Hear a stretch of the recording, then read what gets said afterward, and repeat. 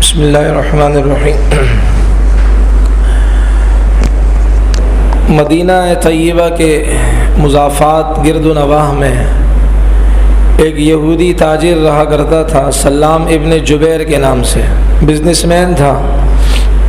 ملک شام جاتا، وہاں سے تجارت کا سامان خرید کر مدینہ طیبہ آتا اور وہاں سامان فروخت کرتا، اس میں نفع اسے ملتا۔ حسب معمول یہ مدینہ طیبہ سے ملک شام گیا، سامان سارا خریدا تو دیکھا کہ وہاں ایک غلام ہے اور معمولی حیثیت اور معمولی قیمت کا غلام ہے۔ اس نے کہا چلو بھائی جاتے جاتے اس کو بھی خرید لیتا ہوں، کوئی خریدار مل گیا تو میں اس کو فروخت کر دوں گا۔ دیگر سامان کے ساتھ اس غلام کو بھی اپنے ساتھ لے کر آیا اور مدینہ طیبہ میں جب لے کر آیا تو لوگوں نے ہاتھوں ہاتھ سامان خریدا۔ اس غلام کی طرف کسی کا ذہن ہی نہیں جاتا تھا، کوئی اس کو خریدنے کو تیار ہی نہیں ہوتا، اور اس نے اپنے اس غلام سے کہا تھا کہ آپ نے یہیں کھڑا رہنا ہے۔ ایک جگہ ہوا کرتی تھی جس طرح کے منڈیوں کے اندر جانور کھڑے ہوتے ہیں تو وہاں اس کو کھڑا کر دیا کہ بھئی آپ نے یہیں کھڑا ہونا ہے، اور تاکہ کوئی آئے آپ کو دیکھے، چیک کرے گا، آپ کو پسند آئے تو آپ کو خریدے گا، مجھ سے بات کرے گا۔ تو 3 دن گزر گئے، کوئی اس کو خریدنے نہیں آیا۔ لوگ دیکھ کر چلے آتے، توجہ نہیں بلکہ دیکھتے بھی نہیں تھے۔ تو ایک خاتون تھی مدینہ طیبہ کے اندر، نیک دل رحم دل خاتون تھی، سبیتا اس کا نام کتابوں میں آتا ہے۔ اسے پتہ چلا کہ اس طرح غلام ہے اور وہ کھڑا ہے، کوئی اس کو خریدنے کو تیار نہیں ہے۔ وہ اس کا گزر اس غلام کے پاس ہوا۔ اس غلام سے اس نے پوچھا، اس نے کہا جی 3 دن ہو گئے دھوپ میں کھڑا ہوتا ہوں، میرا آقا صبح مجھے کھڑا کر دیتا ہے، شام تک میں اسی طرح کھڑا رہتا ہوں، مجھے کوئی لینے نہیں آتا ہے، لوگ چلے جاتے ہیں۔ اس کے دل کے اندر چونکہ رحم دلی تھی اس خاتون کے، سبیتا کے، اس خاتون نے کہا کہ آپ کا آقا کہاں ہے، آپ کا مالک کہاں ہے، میں آپ کو خریدنے کے لیے جو قیمت ہے میں دیتی ہوں۔ مالک سے رابطہ کیا، مالک آیا، اس نے کہا بھائی جتنے کا میں نے لیے اتنا ہی مجھے آپ اتنی رقم مجھے دے دیں، اس سے کیا نفع اٹھاؤں گا، یہ تو کسی کام کے لائق ہی نہیں ہے، اور خوبصورت بھی نہیں تھا کہ اس کی طرف انسانوں کی توجہ ہوتی۔ اس لیے اس خاتون نے اس نیت سے کہ بھائی بیچارہ غلام ہے، دھوپ میں کھڑا ہے، یہ بھی ہماری طرح انسان ہے، اس نے جو ہے نا وہ اس کو خرید لیا۔ اب دیکھیں جب انسان اللہ کی رضا کے لیے، خیر اس وقت تو وہ غیر مسلمہ تھی، لیکن انسان کے ہونے کے ناطے کسی پر ترس کھاتا ہے نا، وہ اس کی ہدایت کا اللہ تعالیٰ ذریعہ بھی بنا دیتے ہیں جب خلوص دل کے ساتھ کوئی کام کرتا ہے۔ تو وہاں ایک اور تاجر تھا جو مکہ کا تھا، اور اس کا نام ابو حذیفہ تھا۔ یہ بھی مکہ سے ملک شام جاتا تھا تو مدینہ طیبہ میں اسٹے کرتا تھا، وہاں پڑاؤ ڈالتا تھا تھوڑی دیر کے لیے، تھوڑے دنوں کے لیے، پھر آگے روانہ ہوتا تھا۔ تو ملک شام سے وہ مدینہ طیبہ آیا تجارتی سامان لے کر، اور جب مدینہ طیبہ آیا تو وہاں چرچا ہونے لگا، شہرت ہونے لگی، چہمے گوئیاں تو ہوتی رہتی ہیں، بات چلتی ہے، 1 سے 2، 2 سے 4، جنگل کی طرح بات پھیلتی ہے کہ یہاں ایک خاتون ہے، اس نے غلام پر ترس کھایا ہے، اور اس غلام کو تو کوئی لینے کو تیار ہی نہیں تھا، کہ لوگ یہ کہہ رہے تھے کہ ہم اس کو رکھیں گے کہاں، تو اس کو تو ویسے ہی کوئی لینے کو تیار نہیں تھا۔ اس خاتون نے اس کے ساتھ نرمی اور رحم دلی کا معاملہ کیا، تو اس بزنس مین جو مکہ کا تھا اس کے بھی کانوں میں یہ بات آئی، تو اس نے کہا بھائی یہ تو بڑی اچھی خاتون معلوم ہوتی ہے، تو اس نے ذرائع استعمال کیے، پھر اس نے اس خاتون کو نکاح کا پیغام دیا کہ بھائی اتنی رحم دل عورت ہے، اتنی پاک باز عورت ہے، اتنی اچھی عورت ہے، یہ تو جیون ساتھی بن جائے، یہ تو گھر کی ملکہ بن جائے، گھر والی میری بن جائے، تو میری تو ظاہر بات ہے نسل تو اسی سے چلے گی، تو یہ تو آگے میرے بچوں کی تربیت کرے گی، ان میں رحم دلی سکھائے گی۔ یہ تو نہیں نا کہ بھائی کوئی کہیں سے چیز مار کر بچہ آئے، ماں کہے ماشاءاللہ بڑا اچھا کام کیا بھائی، اس سے اور بڑا ہاتھ مار کے آ، اور پھر وہ بڑا ہاتھ مار کے آئے تو اس کی بہت تعریف کرے، باپ بھی 10 بندوں کے بیچ میں کہا کہ میرا بیٹا جو ہے نا وہ بڑا چالاک ہو گیا ہے، کیسے وہ چالاک ایسے ہو گیا کہ وہ 10 بندوں کو ڈوش دے کے آ جاتا ہے اور ان کے ہاتھ سے جو ہے نا وہ مال لے کر آ جاتا ہے، نہیں، بلکہ باقاعدہ وہ تو اس نے کہا کہ بھئی یہ تو بہت اچھی، دیکھیں جو دور کی سوچ والے ہوتے ہیں وہ اس طرح کی سوچتے ہیں کہ بھئی یہ تو خاتون میرے نکاح میں آ جائے تو میرے تو وارے نہارے ہو جائیں گے. جیسے کہ حضرت خدیجہ رضی اللہ عنہ، انہوں نے جب نبی علیہ الصلوۃ والسلام کی شہرت ہوئی مکہ میں کہ صادق اور امین، تو انہوں نے آپ علیہ الصلوۃ والسلام کو بلایا اور رسول اللہ صلی اللہ علیہ وسلم سے کہا، اس وقت تو شادی نہیں ہوئی تھی، کہ بھئی اس طرح میں بھی تجارت کا کام کرتی ہوں، تو آپ یہ ہے کہ میرا سامان تجارت لے کر جائیں آپ، اور اس میں جو نفع ہوگا جتنا اوروں کو میں دیتی ہوں اس کا دگنا یعنی ڈبل نفع میں آپ کو دوں گی. میسرہ خدیجہ رضی اللہ عنہ کا غلام بھی ساتھ تھا. پھر وہ راستے کے بڑے عجیب عجیب واقعات اس نے نبی علیہ الصلوۃ والسلام کے ساتھ ہوتے ہوئے دیکھے، حضرت خدیجہ کو بتایا گیا. تو حضرت خدیجہ تو پہلے سے اتنی متاثر تھی اور زیادہ شدید متاثر ہو کہ بھائی یہ اتنے بڑے کمال والا آدمی ہے، چہ جائے کہ کوئی اور اس سے رشتہ کر لے، میں ہی پہل کر لوں تاکہ میرے نصیب میں یہ اچھا پاک باز با اخلاق با کردار انسان آ جائے تو آگے میری نسل اسی سے چلے. تو اس لیے حضرت خدیجہ کا فیصلہ بھی بالکل درست ظاہر باتیں تھا، اور اللہ تعالیٰ نے ان کی نسل نبی علیہ الصلوۃ والسلام کی انہی سے کی ہے. 4 بیٹیاں ہیں، 2 بیٹے تھے، 1 بیٹا پھر ہماری قبطیہ سے ہوا. تو اسی طرح یہاں اس مرد نے کیا ہے بہترین وہ فیصلہ کیا کہ میری اس سے شادی ہو جائے. تو خیر شادی ہو گئی اس سے. اب اور وہ غلام بھی اس عورت کے پاس تھا، مالکہ تو وہ تھی نا، مالکن تو وہ تھی، غلام اس کے پاس تھا. اب یہ چند دن تو رہا، یہ مکہ المکرمہ کا جو بزنس مین تھا، تاجر ابو حذیفہ، اب اس نے کہا کہ بھائی میں نے تو مکہ جانا ہے، ظاہر بات ہے اکیلے تو نہیں جائے گا نا، بیوی کو ساتھ لے جائے گا. اب بیوی نے تیاری کی. اب بیوی کے پاس ملکیت کے اندر یہ غلام بھی تھا، اور اس غلام کا نام آتا ہے سالم مولا ابی حذیفہ کے نام سے کتابوں کے اندر صحابہ کے واقعات اور ان کے جو حالات ہیں اس میں ان کا نام سالم مولا ابی حذیفہ آتا ہے، یعنی وہ سالم کے جو ابو حذیفہ کا غلام ہے. بیوی اس کو بھی ساتھ لے گئی. مکہ آئے تو یہ چونکہ مکہ کا تاجر تھا اور اس کے مکہ کے تاجروں کے ساتھ روابط اور تعلقات تھے. ہوتا ہے ہر لائن کا بندہ اسی لائن کے لوگوں سے تعلقات رکھتا ہے.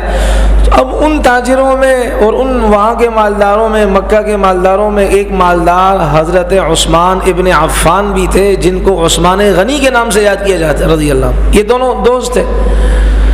اب وہ جب آئے حضرت عثمان غنی سے ملے.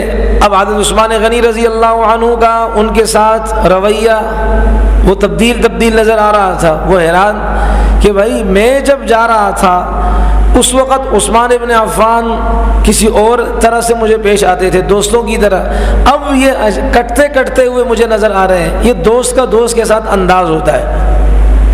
کبھی کسی کو تنبیہ کرنی ہوتی ہے تو اس کے سامنے تھوڑے سے ناراضگی کا اظہار بھی کیا جاتا ہے. وہ کہتے ہیں نا ڈانٹ انہی کو پڑتی ہے محبوب جو اپنے ہوتے ہیں. تو عثمان ابن عفان کو انہوں نے دیکھا کہ کٹتے جا رہے ہیں، بات نہیں کر رہے. انہوں نے کہا خیریت تو ہے، آپ مجھ سے بات ہی نہیں کر رہے. پہلے تو بہت ہی اچھی طریقے سے ملتے تھے، اب ملتے ہیں لیکن بس فوراً گھر کو جاتے ہیں، اس مجلس میں بیٹھتے نہیں ہیں. عثمان ابن عفان رضی اللہ عنہ نے فرمایا میں نے کلمہ پڑھ لیا ہے، لا الہ الا اللہ محمد رسول اللہ، اب میں مسلمان ہو گیا ہوں. اور اسلام یہ کہتے ہیں کافر سے تعلقات رکھو لیکن دلی محبت نہ رکھو. یا ایھا الذین آمنوا لا تتخذوا عدوی وعدوکم اولیاء لا تتخذوا اليہود والنصارى. اس لیے قرآن کریم کا حکم یہ ہے کہ بھائی دوستی نہ رکھو، دلوں والی دوستی نہ رکھو، معاملات رکھو، ہم ایک ہی دنیا میں رہنے والے ہیں. تو اس لیے بھائی میں آپ سے کترا رہا ہوں. اس وقت دلی دوستی کروں گا جب تم کلمہ پڑھو گے. دوست کہتے ہیں نا دوسرے دوست کو مجبور کرتا ہے بھائی یہ کام کرو گے تو پھر میں تو ہماری آپ کی دوستی پائیدار رہے گی، ورنہ ابھی سے 100 سلام. تو اب ظاہر بات ہے وہ دوست تھے. تو اس ابو حذیفہ نے کہا بھائی مجھے کلمہ پڑھا دو. کلمہ پڑھا دیا، مسلمان ہو گئے. بیوی نے کہا کہ بھئی میں نے کیا قصور کیا، جب میرا خاوند اس نے کلمہ پڑھ لیا ہے اور میرے خاوند نے اتنی منتوں سے، اتنی محبتوں اور مانوں سے مجھے رشتہ بھیجا تھا، جب میرا خاوند کلمہ پڑھ گیا ہے اور رسول اللہ صلی اللہ علیہ وسلم کی غلامی اس نے قبول کر دی ہے تو میں بھی اسی آقا کے دربار میں جا کر اسی آقا کی غلام بننا چاہتی ہوں، باندی بننا چاہتی ہوں. یہ بھی مسلمان ہو گئے. خاوند مسلمان، بیوی مسلمان. اب اس بیوی نے نبی علیہ الصلوۃ والسلام سے، اس خاتون نے نبی علیہ الصلوۃ والسلام سے غلاموں کے آزاد کرنے کے فضائل سنے تھے. غلام آزاد کرنے سے اللہ تعالیٰ اس آزاد کرنے والے کو دوزخ سے آزاد کر دیں گے. یہ جو فضائل سنے تھے، اس نے کہا بھائی یہ غلام ہمارے پاس ہے، یہ ہمارے لیے دوزخ سے چھٹکارے کا ذریعہ بن جائے، سودا سستا ہے، لہذا چلو بھائی میں آپ کو اللہ کے لیے آزاد کرتی ہوں. اب دیکھیں یہ جو لفظ کہا نا آزاد کرنا، اس آزاد کرنے سے غلام آزاد ہو جاتا ہے. حدیث میں آتا ہے جس کا مفہوم یہ ہے، رسول اللہ صلی اللہ علیہ وسلم نے فرمایا ثلاث جدہن جد وہزلہن جد. 3 قسم کی چیزیں ایسی ہیں کہ انسان اگر اس کو ریئل میں کرے، اس کو سنجیدگی کے ساتھ کرے، اس کو حقیقت میں کرے، تب بھی اس کا وہی حکم ہے. اگر ان چیزوں کو مزاح میں کرے تب بھی اس کا حکم وہی ہے. نکاح، کوئی جب نکاح کرتا ہے، دولہا دلہن کا نکاح ہوتا ہے تو ظاہر بات ہے دونوں خاندانوں کے بزرگ حضرات آتے ہیں، وہ نکاح پڑھایا جاتا ہے، ایک اچھا ماحول ہوتا ہے اور نکاح ان کا ہو جاتا ہے. لیکن اگر یہی نکاح کوئی مزاح میں کرے، جیسے کہ فلم و ڈراموں میں ہوتا ہے، اگر پہلے سے وہ عورت شادی شدہ نہیں ہے، مرد تو بھلے ہو شادی شدہ، اس کا مسئلہ نہیں ہوتا، اگر عورت شادی شدہ نہیں ہے اور فلموں میں ڈراموں میں اگر مزاح کے اندر بھی قاضی آ گیا اور اس نے ان کا نکاح پڑھا دیا، نکاح کے بول دیے، عورت نے کہا، مرد نے عورت سے کہا کہ آپ نے اس نمونے کو قبول کیا، اس نے کہا میں نے نمونے کو قبول کیا. اس نمونے سے کہا کہ آپ نے اس 2 نمبر حور بری کو، دسمبر والی کو قبول کیا. وہ کہتے ہیں ہاں بالکل بھائی قبول کیا ہے، چل بھائی نکاح ہو گیا.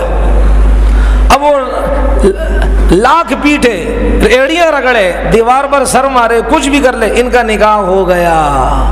اب اگر اس عورت نے حقیقت میں کسی اور سے نکاح کیا، اس کا نکاح نہیں ہوگا اس عورت کا، جب تک کہ یہ پہلے والا بندہ جس نے ڈرامے یا فلم میں اس سے نکاح کیا ہے اور بالکل وہی سین تھا، وہ عکس بندی کی گئی تھی اس کام کی، جب تک یہ اس کو طلاق نہیں دے گا، مہر نہیں دے گا اور یہ عورت عدت نہیں گزارے گی. چلیں عدت تو یہ ہے کہ اگر اس نے خلوت نہیں کی تو پھر عدت کی ضرورت نہیں ہوتی ہے، اس وقت تک یہ دوسرے کسی مرد سے نکاح نہیں کر سکتی. صحیح ہے؟ تو اس لیے یہ نبی علیہ السلام نے فرمایا نکاح. نمبر 2 طلاق.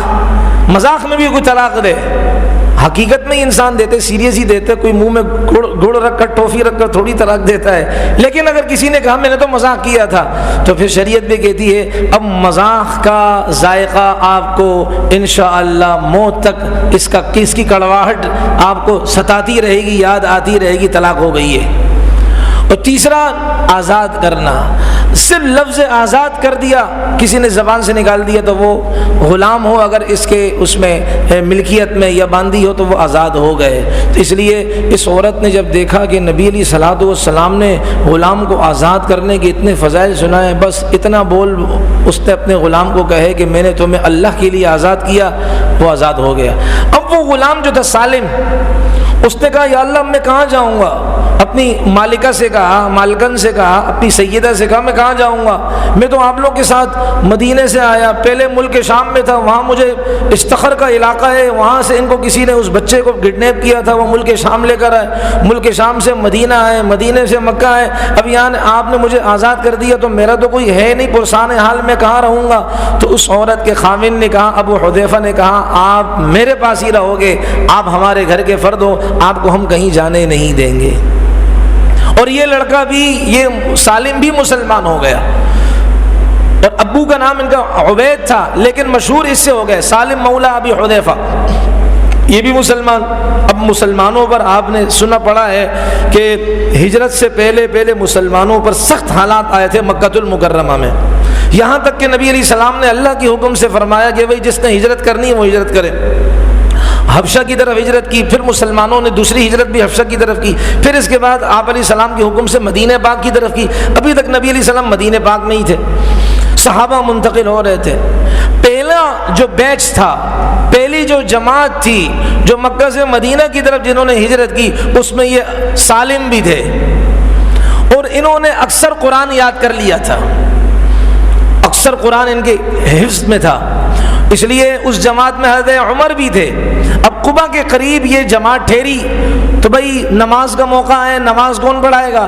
تو بھائی دیکھا کہ جو حافظ ہوگا، جس کو زیادہ قرآن یاد ہوگا، اس لیے کہ قرآن تو مکمل نہیں تھا نا، ابھی اتر رہا تھا، ابھی تو مدنی زندگی باقی ہے، تو جتنا قرآن یاد تھا اس میں زیادہ قرآن کس کو یاد ہے؟ تو کہا گیا کہ تلاش کیا گیا، ارے اس غلام کو یاد ہے جس سے آزاد کر دیا گیا، جس کا نام سالم مولا ابی حذیفہ ہے، لہذا جب اسے قرآن یاد ہے، حالانکہ اس جماعت میں حضرت عمر بھی تھے لیکن وہ تو ان کے بعد انہوں نے اتنا قرآن فی الحال یاد نہیں کیا ہوا تھا، لہذا اب سب نے کہا کہ بھائی ہمارا امام صاحب یہی بننا چاہیے کہ اس کو قرآن کریم زیادہ یاد ہے، لہذا ان کو آگے کھڑا کر دیا۔ اس لیے علماء فرماتے ہیں، اکابر فرماتے ہیں، یہ ہے قرآن کریم کا اعزاز، یہ قرآن کریم کا اکرام کہ اب حضرت عمر جیسے بندے وہ پیچھے ہیں اور آگے ان کو کیا کہ جس کو قرآن زیادہ یاد ہے، یہ قرآن قریب کا انقلاب ہے۔ اور یہ ہماری شریعت کا ایک خوبصورت کیا ہے اصول ہے کہ ہماری شریعت کے اندر کالے گورے کو نہیں دیکھا جاتا، ہماری شریعت میں عجمی عربی کو نہیں دیکھا جاتا، بلکہ ہماری شریعت کے اندر تو بس کیا ہے کہ وہ غلام کو اور اسی طرح آزاد کو ایک ہی صف میں کھڑا کیا جاتا ہے، ایک ہی صف میں کھڑے ہو گئے محمود ایاز، ایک ہی صف میں کھڑا کیا جاتا ہے۔ اس لیے آپ دیکھیں نا، جب مکہ فتح ہوا تو ہونا تو کیا چاہیے تھا کہ اب بیت اللہ کی چھت پر کھڑے ہو کر اذان کون دے؟ حضرت علی رضی اللہ عنہ دے، حضرت عمر دے، حضرت ابوبکر صدیق دے، لیکن اذان کے لیے کس کو کہا گیا؟ نبی علیہ الصلوۃ والسلام نے فرمایا حضرت بلال حبشی رضی اللہ عنہ کو، جو رنگ کے کالے تھے، ہونٹ ان کے موٹے تھے اور حبشہ کے رہنے والے، بال گھنگریالے تھے۔ اللہ کے نبی نے دنیا کو بتانے کے لیے فرمایا، یہ عمل کیا کہ بھائی ہمارے یہاں کالے گورے میں کوئی فرق نہیں ہے، کالا بھی تو بیچارہ کیا ہے، وہ اللہ کا بندہ ہے جس طرح کہ گورا اللہ کا بندہ ہے۔ تبھی تو نبی علیہ الصلوۃ والسلام نے فرمایا، میں معراج میں گیا تو رسول اللہ صلی اللہ علیہ وسلم نے حضرت بلال حبشی سے فرمایا، اے بلال تمہارے قدموں کی آہٹ میں جنت میں سن رہا تھا، تم چلتے یہاں تھے لیکن تمہارے قدموں کی آہٹ میں وہاں سن رہا تھا، کیا عمل تھا؟ اللہ کے رسول عمل یہ ہے، جب میں اذان دیتا ہوں اور میں وضو سے ہوتا ہوں، اذان دیتا ہوں، اس کے بعد وضو کرنے کے بعد میں تحیۃ المسجد پڑھتا ہوں، تحیۃ الوضو پڑھتا ہوں، 2 رکعت نفل پڑھتا ہوں۔ نبی علیہ السلام نے فرمایا یہ اس عمل کی برکت ہے کہ اللہ نے آپ کے قدموں کی آواز مجھے جنت کے اندر اپنے سامنے سنائی ہے۔ تو یہ قرآن کا انقلاب ہے۔ ہمارے اساتذہ میں بنوٹون کے بڑے بڑے اساتذہ ہیں، ان میں سے ایک استاد صاحب ہمارے ہیں، ان کے بارے میں آتا ہے کہ ان کے والد صاحب بس چلانے والے تھے، دین سے اتنا کوئی زیادہ تعلق نہیں تھا، بس چلانے والے تھے۔ اللہ تبارک و تعالی نے بچے کو حافظ قرآن بنا دیا اور بنوری ٹون کے ٹاپ کے استادوں میں ان کا شمار ہوتا ہے۔ یہ قرآن انقلابی کتاب ہے۔ اس لیے رسول اللہ صلی اللہ علیہ وسلم ایک موقع پر آپ علیہ السلام گھر میں تشریف لائے تو دیکھا اماں عائشہ نہیں تھی۔ اماں عائشہ دیر سے، ان دنوں کے اندر اس زمانے میں خواتین بھی مسجد میں نماز پڑھنے آتی تھی کچھ وقت کے لیے، اس لیے کہ وہی اللہ کا قرآن اتر رہا تھا، تو رسول اللہ صلی اللہ علیہ وسلم وہ پھر اللہ کا قرآن آیت وہ لوگوں کو بتاتے کہ آج اللہ نے میرے دل پر یہ قرآن کی آیت اتاری ہے، آج میرے دل پر اللہ نے قرآن کی یہ آیت اتاری ہے۔ پھر وہ صحابہ کو بتایا جاتا، پیچھے خواتین کی صفیں ہوتی، وہ سنتی، پھر وہ اپنے گھروں میں جاتی، اپنے بچوں کو سکھاتی، تاکہ زیادہ سے زیادہ دین اسلام کی نشر و اشاعت ہو۔ تو وہ اس وجہ سے خواتین کا مسجد میں آنا تھا۔ بعد میں اب چونکہ فتنے کا زمانہ ہے، اس لیے اب خواتین کے لیے یہی ہے کہ بھائی آپ اپنے گھروں کے اندر ہی اس فریضے کی نماز کی ادائیگی وغیرہ کریں، گھر میں اس کی ترتیب بنائیں۔ تو یہ وہ زمانہ تھا۔ سیدہ عائشہ رضی اللہ عنہ دیر سے آئیں، مسجد نبوی کے معمولات سے فارغ ہو کر دیر سے تشریف لائیں، تو نبی علیہ السلام نے حضرت عائشہ سے پوچھا، اے عائشہ آج آپ نے دیر کر دی، خیر ہے؟ دیر سے آئی ہیں۔ اس سے کیا اصول پتہ چلا کہ گھر والے اگر دیر سے آئیں خیر خبر لینی چاہیے، وہ خیریت تو تھی کہ راستے میں کوئی مسئلہ ہو گیا تھا، اس سے وہ خوش بھی ہوتے ہیں اور نگرانی بھی ہوتی ہے۔ تو نبی علیہ السلام نے حضرت عائشہ سے فرمایا، حالانکہ ساتھ ہی ہے گھر، کہ عائشہ خیریت ہے؟ کہ اللہ کے رسول آپ کا ایک صحابی تھا، وہ قرآن اتنا خوبصورت پڑھ رہا تھا کہ اس کی وجہ سے مجھے دیر ہو گئی، میں اس کا قرآن کافی دیر تک سنتی رہی۔ آج تو میری بچیاں پوری رات فنکشن میں جاتی ہیں جی، کہاں گئی آج؟ وہ جی آج میری بیٹی جو ہے نا وہ دوسری گلی میں فنکشن ہو رہا ہے، آج مبارک کام ہو رہا ہے، فرشتے پھول برسانے کے لیے آئے ہوئے، تو انہوں نے کہا اس کار خیر میں حصہ لو۔ کہاں ہے بیوی؟ جب بیوی آج فلاں وہ فنکشن اٹینڈ کرنا ہے، اور تو اور بڑے بڑے لوگ بھی ماشاءاللہ ناچنے شروع ہو جاتے ہیں۔ تو اس لیے دیر ہوئی ہے. اور وہ دیر کیوں کر دی تھی؟ قرآن سن رہے تھے، قرآن حسین آواز والا قرآن سن رہے تھے، اس وجہ سے دیر ہو گئی. تو نبی علیہ السلام سے انہوں نے عرض کیا اللہ کے رسول ایک صحابی تھا، میں نہیں جانتی کون صحابی ہے، لیکن جو قرآن پڑھ رہا تھا، جس لے میں جس لہجے میں وہ قرآن پڑھ رہا تھا، اس قرآن کریم کی اس بندے کی خوبصورت آواز نے میرے قدموں کو جما دیا، اس لیے میری دیر ہو گئی. آپ علیہ السلام نے اپنی چادر مبارک لی کہ بھائی یہ میں بھی تو سنوں یہ کون میرا صحابی ہے، اس کا قرآن میں بھی تو سنوں. پھر نبی علیہ السلام بھی تشریف لائے تو دیکھا یہ غلام سالم مولا ابی حذیفہ جو دنیا کی نگاہ میں غلام تھا، دنیا کی نگاہ میں بدصورت تھا، دنیا کی نگاہ میں چھوٹی نسل والا تھا، لیکن اللہ کی نگاہ میں اتنا بڑا اکرام تھا، اللہ کی نگاہ میں وہ اتنا معزز تھا کہ اللہ کا نبی اپنی چادر اٹھائے ہوئے اپنے گھر سے نکل لیں، در دولت سے نکل لیں اس صحابی کا قرآن سننے کے لیے. اور جب نبی علیہ السلام نے ان کا قرآن سنا پھر کیا فرمایا آپ علیہ السلام نے؟ الحمدللہ الذی جعل فی امتی مثلک، اللہ کا لاکھ لاکھ شکر ہے کہ جس نے میری امت میں آپ جیسے ماؤں کی اولادوں کو پیدا کیا.